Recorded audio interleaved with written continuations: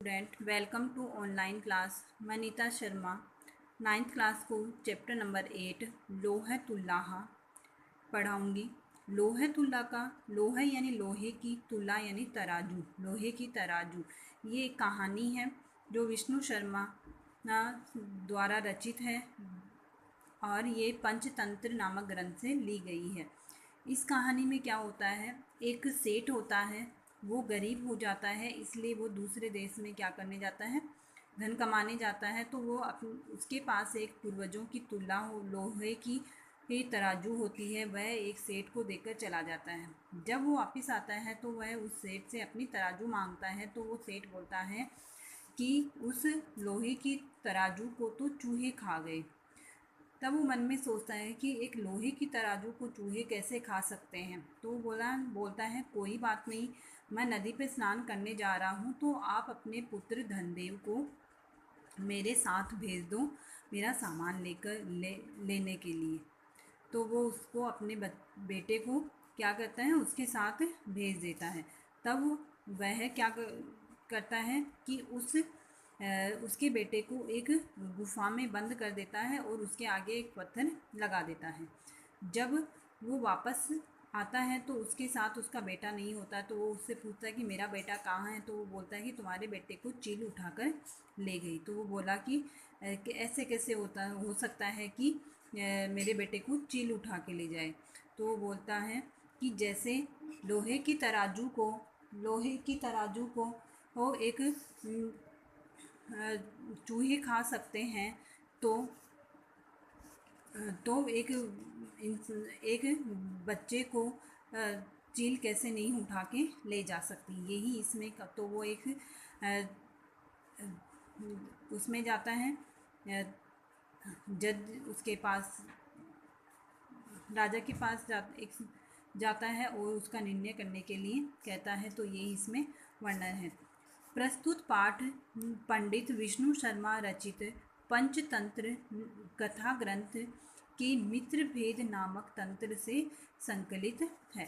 यानी ये पाठ विष्णु शर्मा द्वारा रचित पंचतंत्र जो कथा है उसके मित्र भेद नामक तंत्र से लिए गए हैं।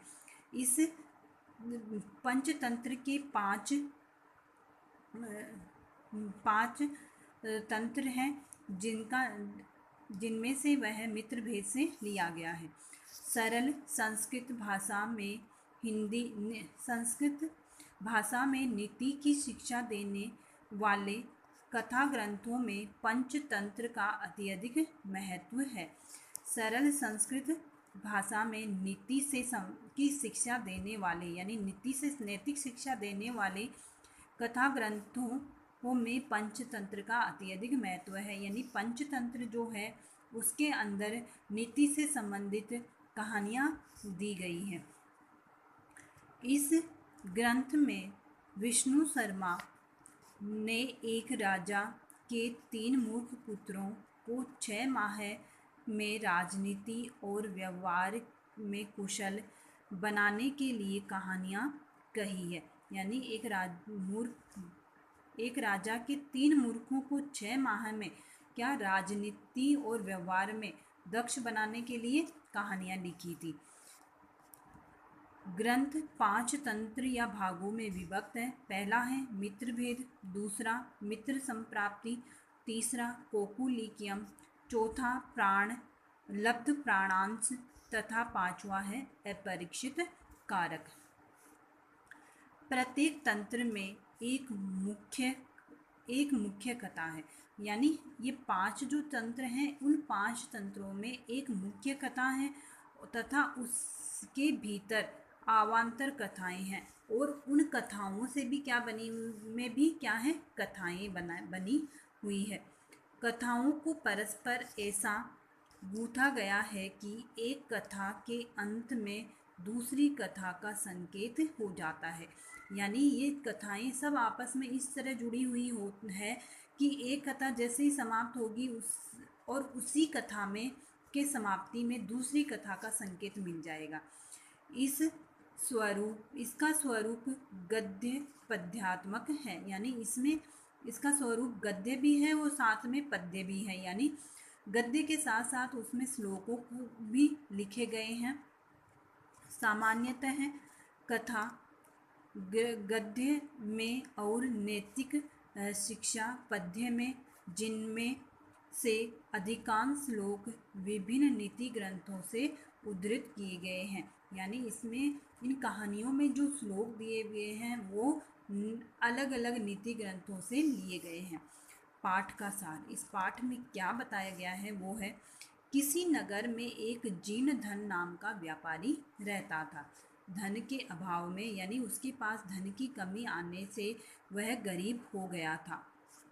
उसने सोचा, यहाँ जहाँ व्यक्ति समृद्ध जीवन व्यतीत कर चुका हो वो वहाँ अभावपूर्ण जीवन व्यतीत नहीं करना चाहिए। यानी जिस जगह पे मनुष्य एकदम धनवान होकर जीवन व्यतीत करता है, उस जगह पर यदि वह गरीब हो जाता है तो उसे उस जगह पर नहीं रहना चाहिए, ये बताया गया। उसके पास एक लोहे की तराजू थी। वह उसे एक सेठ के पास धरोहर के रूप में रखकर अन्य स्थानों पर भ्रमण करने के लिए निकल गया। धरोहर का मतलब होता है कि अपनी चीज़ किसी के पास थोड़े समय के लिए रखकर चले जाना। देशाटन से लौटकर, यानी देश घूमने से या देश में घूमकर लौटकर, देशाटन से लौटकर जब जीर्णधन ने अपनी तराजू मांगी, यानी देशों में, अलग अलग देशों में घूमकर आने के बाद में जीर्णधन ने अपनी तराजू मांगी तो सेठ ने कह दिया, तराजू तो नहीं है, उसे तो चूहे खा गए। व्यापारी ने कहा, कोई बात नहीं, अब तुम अपने पुत्र धनदेव को मेरे साथ स्नान की सामग्री लेकर भेज दो ताकि मैं स्नान कर अन्य दैनिक कार्य संपन्न कर सकूं। सेठ ने अपने पुत्र को उसके साथ नदी पर भेज दिया।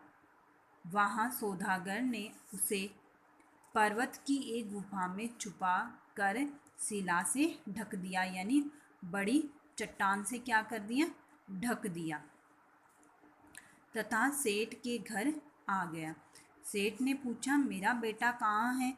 जीर्णधन बोला, तुम्हारे बेटे को बाज उठाकर ले गया है। सेठ ने कहा, यह असंभव है कि यह नहीं हो सकता। दोनों लड़ते झगड़ते राजा के दरबार में पहुंच गए। वो राजा के पास चले जाते हैं। राजा ने जीर्णधन से सेठ के पुत्र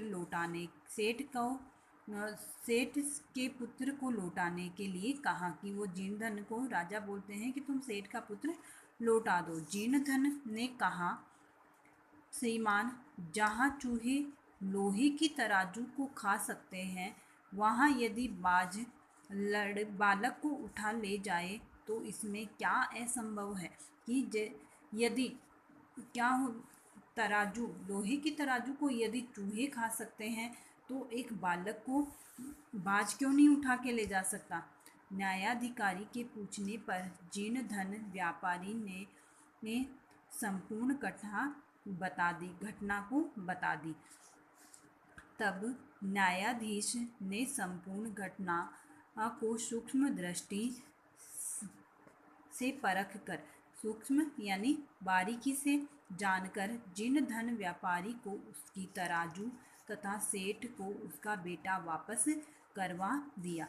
तो जो वहाँ का न्यायाधिकारी था उसने उस मामले को अच्छी तरह से देखा और फिर उसने क्या किया कि व्यापारी को तो उसकी तराजू और सेठ को उसका पुत्र लौटा दिया। तो ये है लोह तुल्ला की कहानी।